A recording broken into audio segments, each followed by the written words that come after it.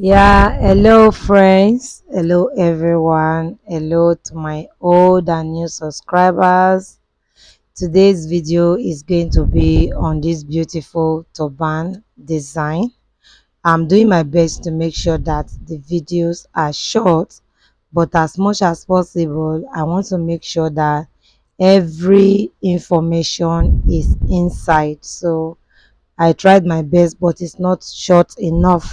So if you're a beginner, I would encourage you that you watch this video to the very end so that you can get the full details of all that you need to know as far as the production of this beautiful turban is concerned. Okay, so we are going to be looking at the cap, the top design, the spiral or whatever it is called, so that we can get this video done with. So quickly we are starting with the turban. What I am doing is called a body plate. So we body plate the turban, and the body plate can be done on stretchy fabric or non-stretchy fabric. So we just body plate. So while we body plate, we fold the material the way you see me folding now, inward, and take a certain measurement. It can be 1.5 inches distance or 2 inches distance. You just fold it inward, and then you top stitch at about 0.2 inches or zero point 0.3.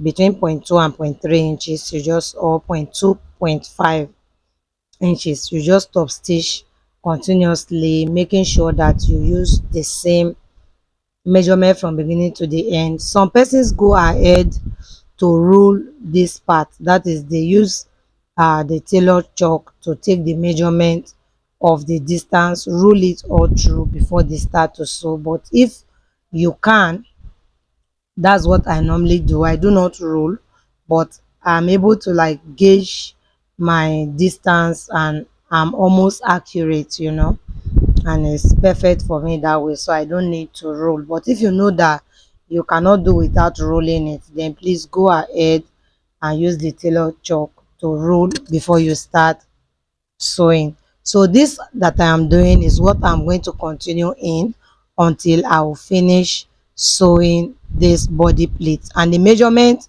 for this particular fabric right now is 28 by 20. 28 by 20. So we just go ahead and top stitch continuously until we get to the end. By the time we are done, we might be having like 28 by 10. That is, the 20 would have reduced, right? Maybe by 10 or by 12, it would have reduced and becomes short. Of course, we don't even need anything that is too long. Between 9 and 10 inches after sewing is perfect. So this is it. This is what the body plate can cause to the fabric. Just add a little bit of design on the body or the fabric. So that's just it. So this is the inside, and then the other part happens to be the front. Okay, so we go ahead and use our um base. So to do the base, I just want to do a V front. That's what we call it, a V front. And to get the V front ready, I cut out 4 different pieces of 6 inches, 6 by 16 or 17 inches. Between, normally I use 17 inches for crossing, or 16. So you just say 6 by 17 or 7 by 17 is perfect. So we have it into 4 places. I'm going to put the measurement on the screen shortly, so that everything you need as far as the measurement is concerned, you'll be able to write it down. So we put it and cross it like this. So as beginners, I would like that you start by sewing it. All right, sew it first before putting the body pleated part on it. But if you can you can just go ahead and put the body pleated part on it and sew. It's going to come out perfect. All right, but as beginners, that you don't want to make some kind of a costly mistake, so go ahead and first of all sew the V base, make sure that it is ready. Then you can now, after this process, add the cover to it. I would like to emphasize that my channel is beginners friendly, so because of that, there are some details that I always like to bring forth, believing that there are some persons that might just be discovering the channel for the first time, and it's very possible that they have never sewn any turban before. And so if this is their first video, my aim is that even though it's their first video, they should have the confidence of making their own production. So that is by the way. So now that we top stitch, we are very certain that the base, we will not lose the base. That is not going to shift away from where it ought to be. So we go ahead and then place the back cover on it. We start by making sure that we know the midpoint of this material. Then we place the midpoint of the material on the midpoint of the base. That will allow us to get equal spread of the material, so that whatever is excess on the left will be equal to whatever is going to be excess on the right. So it helps us for easy adjustment as well. So now that we've done that, we rest it on it and then we'll go ahead and sew.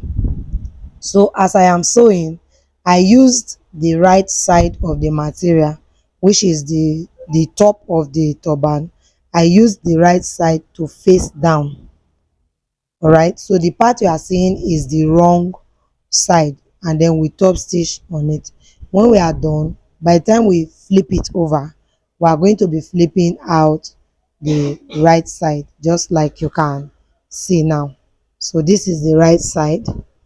So after this, we'll go ahead and use our measurement to close. But before we do that, we can either go ahead to weave this part or we cut it off. But I actually weaved.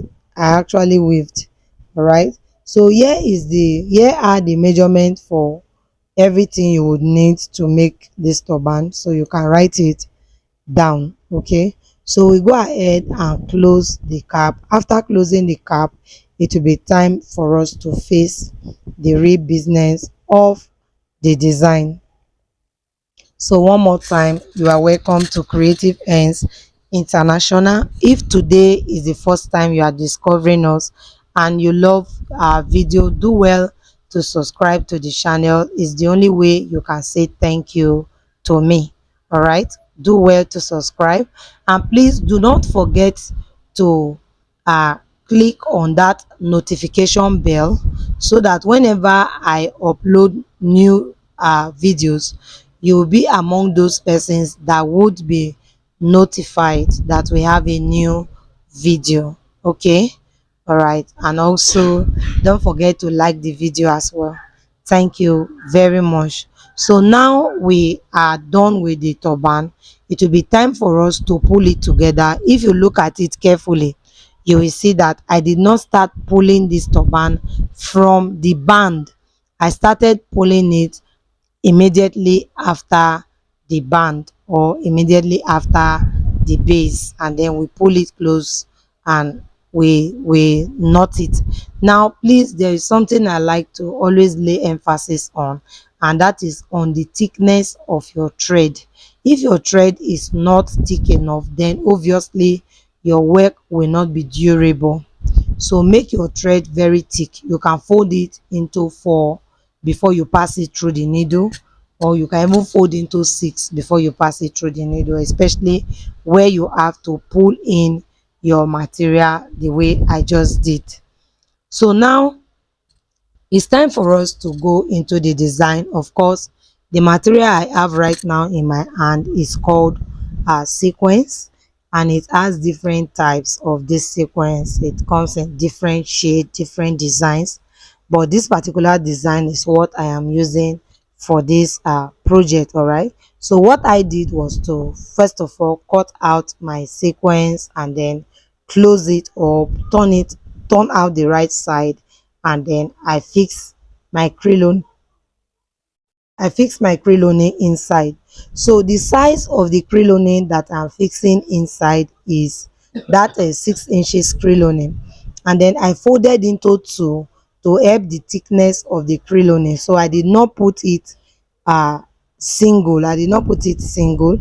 I folded it into two and then carefully pass it through the sequence, after which I went ahead to ensure that it is very flat, so that you don't place it and it's turning left right and it's not properly defined. So you have to ensure that it's properly seated, is flat. All right, and to do that I used a needle. So you can just use needle to hold or stop one of the ends, and while you go ahead to arrange, use your hand to make proper adjustment to see that the crinoline is sitting very flat inside the material. And then after establishing that fact, we can now go ahead to do the remaining design that we need to finish up the styling or the design. So ranging it like this, especially when the fabric is long, sometimes is strenuous, but it's compulsory. Either it is strenuous or not, it is a compulsory process if you want to get the best result out of this particular design of turban. You have to make sure that you straighten it. As I'm straightening, what is the next thing I was doing is I was actually trying to push it forward. So when you try to do that, it's going to help your smoothness, and again it's going to help the beauty in the finishing. All right, it's going to help the beauty. So you have to try as much as possible to push. When you push, it will open up the crinoline, make the crinoline bigger. And of course, if you look at it now, it looks like the material is bigger than the size of the crinoline, but by the time you start to push it, the crinoline will start opening and spreading out, and when it's doing that, it's going to occupy every free space that the material is showing right now, and it will be very tight and beautiful.